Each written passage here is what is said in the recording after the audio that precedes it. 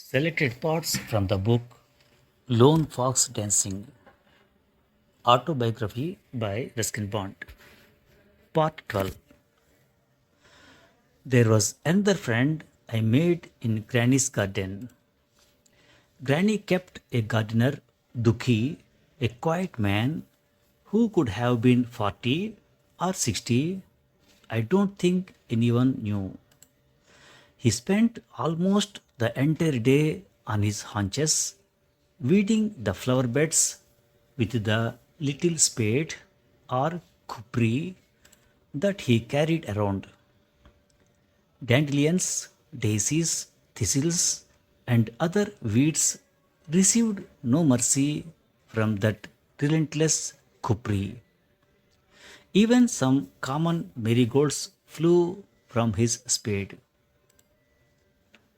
Don't throw those away, I protested one day. They are so pretty. Your grandmother does not like them, said Duki. In their place came petunias, poppies, sweet peas, larkspurs, snapdragons. I like the snapdragons. They came in many colors, and the sweet peas gave out a heady fragrance. I think Granny grew most of her flowers for the sake of their fragrance. She could be unsmiling most of the time, but at least the garden was a friendly place. That winter, I began reading a lot. My visits to Miss Kellner finally resulted in the acquisition of some fascinating literature. A friend or relative of hers in England would mail her copies of the Daily Mirror, a lively tabloid for the working classes, sets of seven bound in bright yellow folders just in case you wished to preserve them, which I did. When Miss Kellner had no further use for her daily mirrors, she would pass them on to me, and I would feast on the latest stories or sensational murders, all of which were given priority over the war news. There was also an entire page devoted to comic strips and another to films, which was fine, but nothing about books. Didn't people in England read books? It was to be years before I saw the Manchester Guardian or News Chronicle, so the Daily Mirror was, for some time at least, to be my sole guide to the cultural preferences of Britain. More substantial literature I found in Tara Hall, the large friendly house close to Dilaram Bazaar that belonged to the Melvilles, an old Anglo-Indian family of Dehra whose daughter V had married the English corporal. People were always dropping in for tea or badminton practice at their place, and the gramophone on their veranda would be playing popular records. One of them, Mrs. Chill, was a kind hearted person who had taken an interest in me. She had lost her husband to cholera just after their marriage and had never remarried. But I always found her cheerful and good natured, sending me presents on Christmas. The kindest people are often those who have come through testing personal tragedies. One day, I asked Mrs. Chill if she had any books I could read.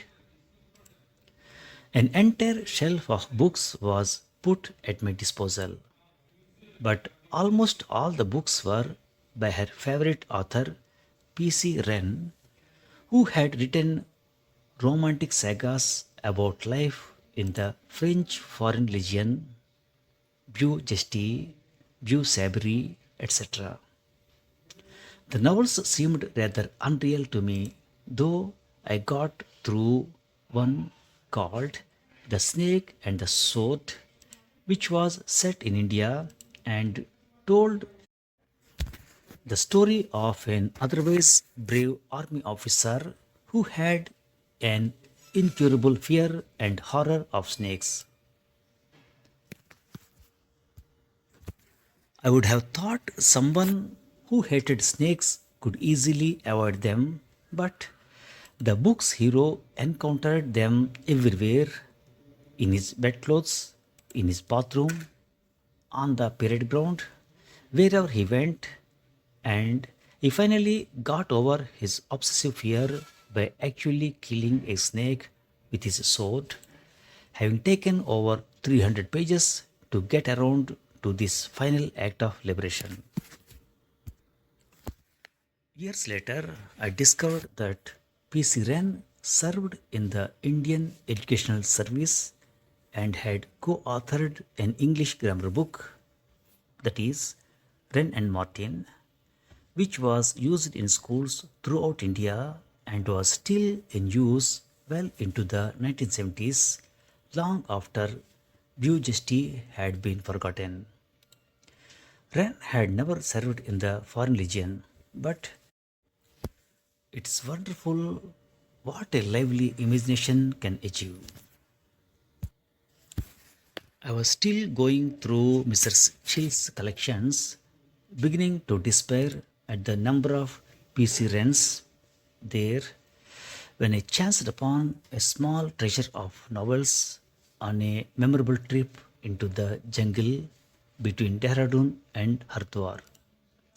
It was Mr. H who insisted I join him and my mother and some of their friends for a shikar expedition.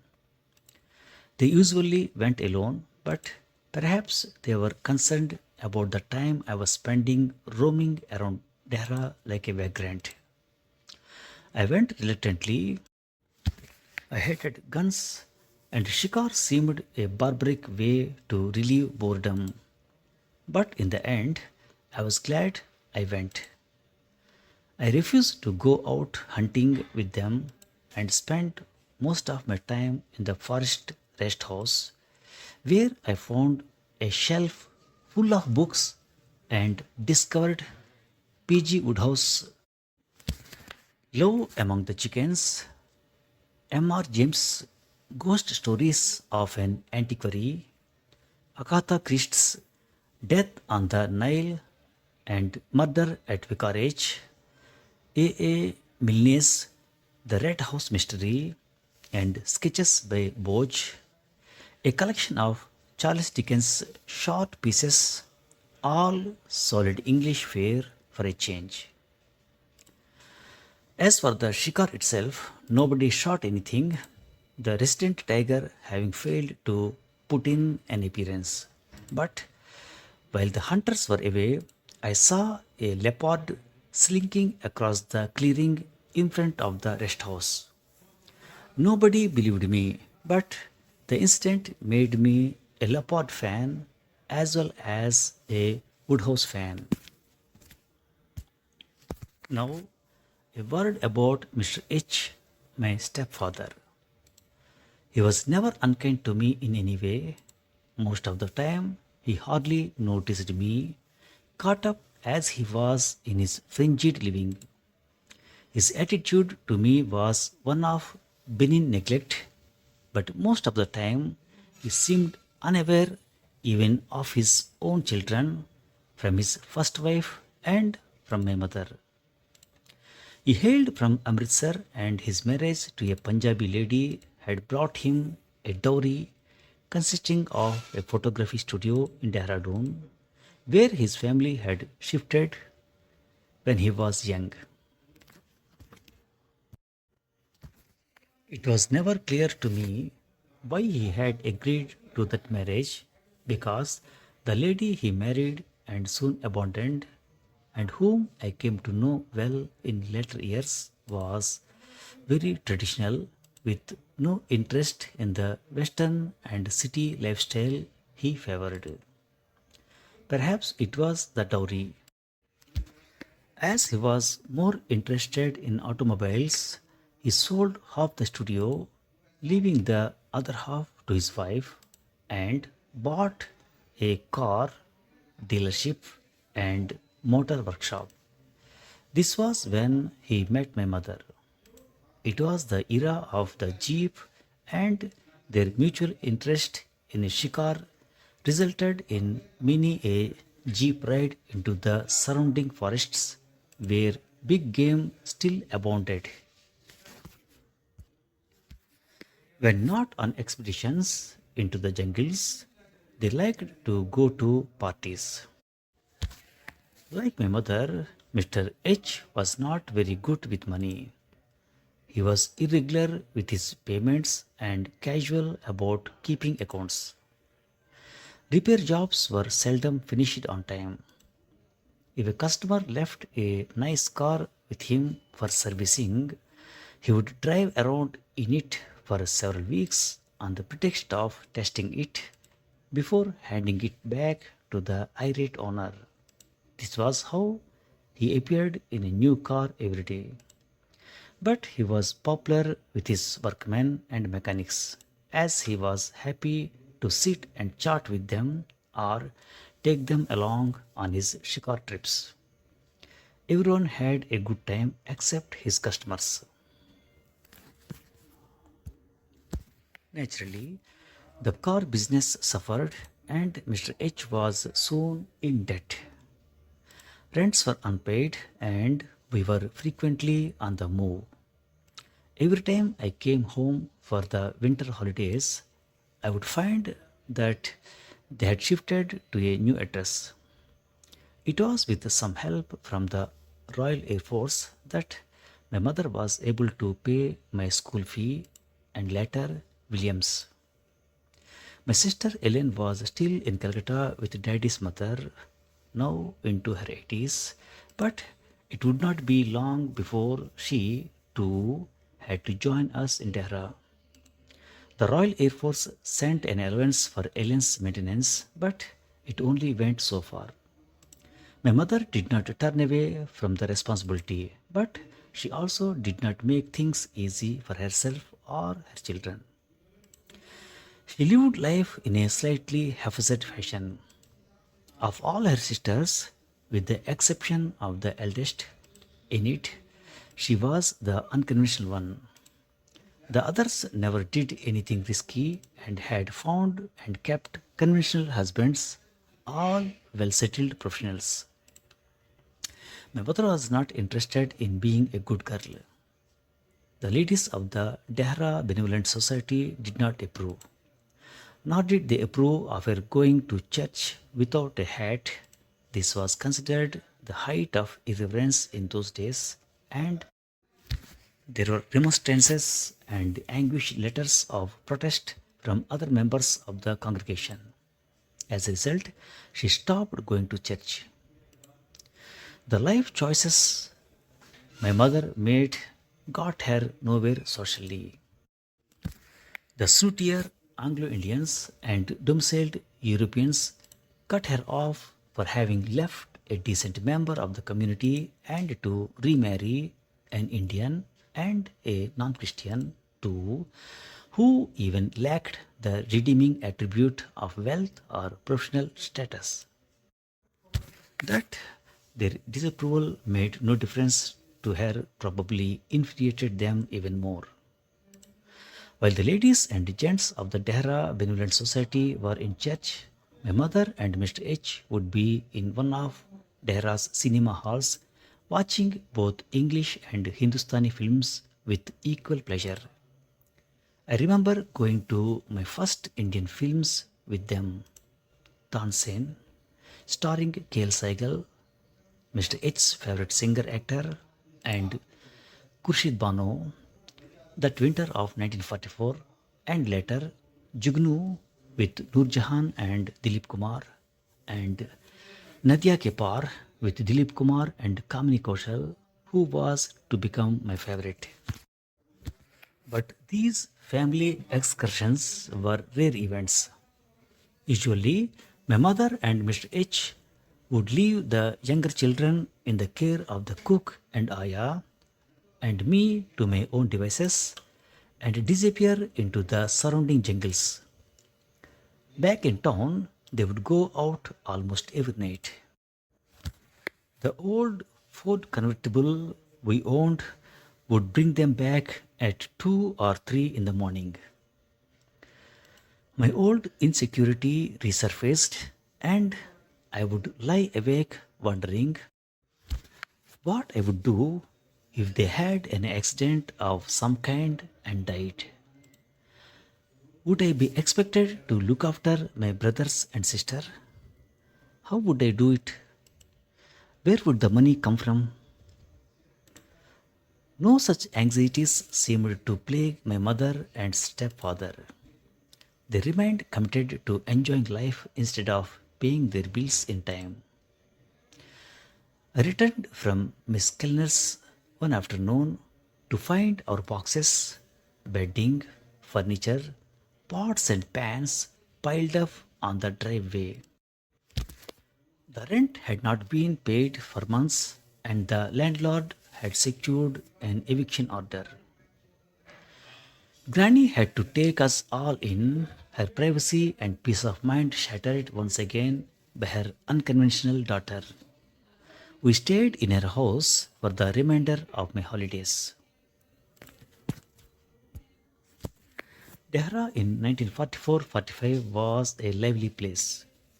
The town had been designated a rest and recreation center for Allied troops a couple of years ago, and it was still awash with soldiers on a break from active duty in Burma and the Far East. There was some hostility between the British and American soldiers because the American soldiers were better paid and had more money to throw around. To avoid fights and street brawls, the Americans were allowed into the town 3 days a week and the British 3 days a week. One day of the week was reserved for the Italian prisoners of war, a better looking and more charming lot, but poor. They tried to earn some pocket money by selling postage stamps and wooden toys.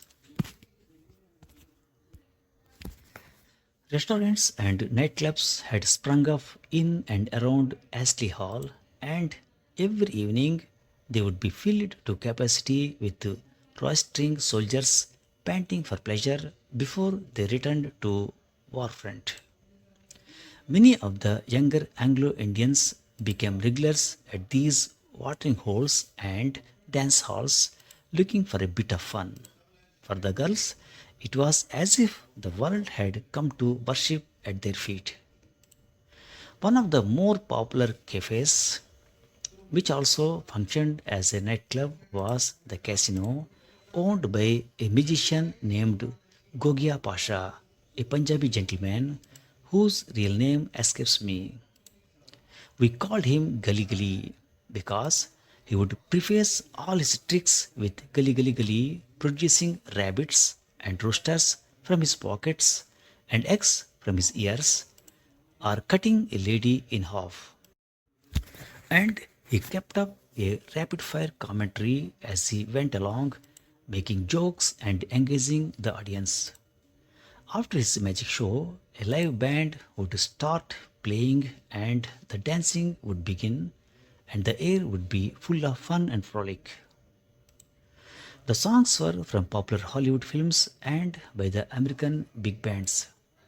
Everyone was in love with Rita Hayworth in those days, and songs and dances from her film like Gilda, Put the Blame on Mame Boys, were in great demand. There were also Ella Fitzgerald and Doris Day songs and songs by Bing Crosby and Frank Sinatra. Delhi and Bombay had the bigger bands, of course. Rudy Cotton with his saxophone was king, but The scene was livelier in Dehradun because it was a small place, a fun and games hothouse that would soon return to its pre-war slumber. One day, it snowed in Dehra. I was out walking when it began. It came down quite suddenly, and soon the lychee and guava trees were covered with a soft mantle of snow. I vividly remember running in and telling my mother, "It is snowing outside, Mum." And she said, "I don't want any of your silly jokes right now, Ruskin," because she had just given birth to my second half brother, Hansel, and was in bed. So I ran out and came back with some lychee leaves which were covered with snow, and her face lit up with a delighted smile. Later, Miss Kellner told me it had snowed in Dehradun once before, 40 years earlier, when she came to Dehradun. Now, maybe it is a sign that I should go, she said. Don't go, I said. Wait for the next snowfall. This pleased her, and we played snap. The ayah brought us ginger biscuits, and I polished them all off and asked for more. Thank you very much.